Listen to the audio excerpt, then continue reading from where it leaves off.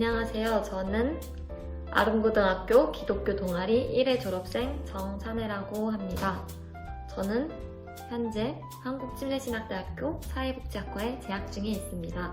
아름고등학교에서 이랑 선생님과 픽토리라는 기독교 동아리 활동을 함께한 기다솜이라고 합니다.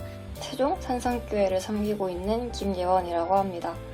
저는 세종시 아름고등학교를 졸업하고 지금은 충북대 소프트웨어학과를 다니고 있습니다.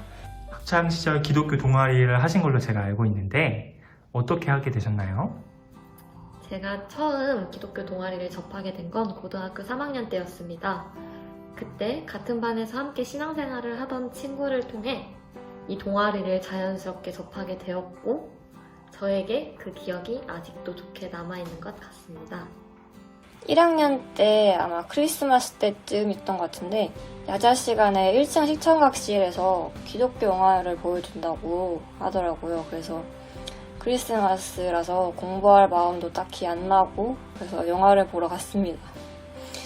영화 상영 전에 기독교 동아리라면서 언니 오빠들이 잠깐 다 같이 인사하는 시간이 있었는데 그때 기독교 동아리의 존재를 알게 됐고 그 다음 해 동아리 모집할 때 참여하게 되었어요. 아름고등학교에 다니던 언니가 계셨는데요.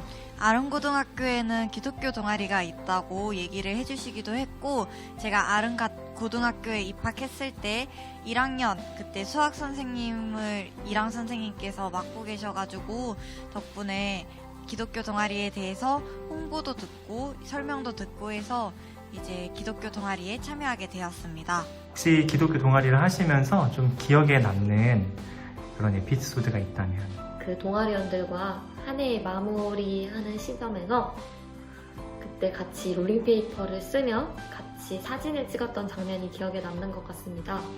왜 그 장면이 기억에 남을까 생각을 해보게 되면은 저희가 중고등학교 시절에 믿음의 동역자들을 만나기란 참 쉽지 않은 것 같습니다. 근데 저는 이 동아리를 통해서 그 믿음의 동역자들을 만나게 되었고 함께 웃고 떠들며 같이 그랬던 기억들이 좋게 남아있어서 이 기억이 가장 기억에 남는 것 같습니다. 그리고 기억에 남는 에피소드는 고3 때 크리스마스 캐롤송을 동아리에서 부르기로 했었거든요. 연습을 몇 주 했던 것 같은데 너무 못했어요. 정말 너무 못해서 전날이었나? 같이 하시던 선생님이 어떤 분이, 이랑쌤 말고 어떤 분이 되게 힘들어 하시는 표정으로 우리 그냥 우리끼리 즐기자, 우리끼리 행복하고 재밌는 시간 되자 하셨는데 그 표정이 잊히지가 않았습니다. 그래서 너무 못하니까 그냥 다 포기하고 일단 다 같이 그냥 불렀어요. 불렀는데 로비에서 캐롤 부른다고 하니까 친구들이 놀리겠다고 구경하러 왔던 기억도 납니다. 여러 가지 순간들이 기독교 동아리를 하면서 기억에 남아있지만 그래도 가장 기억에 남는 거라면 버스킹인 것 같습니다. 저희 아름고등학교에는 둥그렇게 생긴 무대 같은 공간이 있는 되게 큰 홀이 있는데요. 이제 그 공간에서 저희 기독교 동아리에서 버스킹을 하면서 동아리 홍보를 하던 적이 많습니다. 이제 그 홀이 있는 공간은 많은 학생들이 오고 다니는 통로이기 때문에 많은 학생들도 저희를 보고 가기도 했고 또 선생님들도 저희를 보고 가시기도 했는데요. 저희가 부르는 찬양을 통해서 많은 분들께 하나님을 알리는 계기가 되기도 했었고 이제 버스킹 이제 큰 홀에서 주로 가요 같은 게 울려 퍼질 줄 알았는데 의외로 저희 기독교 동아리가 제일 많이 사용하게 되어서 학교에 찬양이 울려 퍼졌던 그런 좋은 기억이 있어서 가장 기억에 많이 남는 것 같습니다. 기독교 동아리를 해보신 입장에서 다른 분에게 이제 추천하는 장점이나 이런 것들이 있다면? 제가 생각했을 때 고등학교 시절은 참 고민이 많고 생각이 많고 조금 힘든 시절이라고 생각을 합니다. 근데 그 시절에 믿음의 동역자인 친구들과 함께 고민을 나누며 말씀으로 세워져 가는 게 그거를 통해서 이겨낼 수 있었던 것 같아 좋은 것 같습니다. 기독교 동아리를 추천하는 이유에는 여러 가지가 있는데요. 그 중에서 한 가지를 꼽자면은 아무래도 믿지 않는 친구들에게 더 많이 하나님을 전할 수 있는 그러한 방법 중 하나가 된 기독교 동아리라고 생각하기 때문입니다.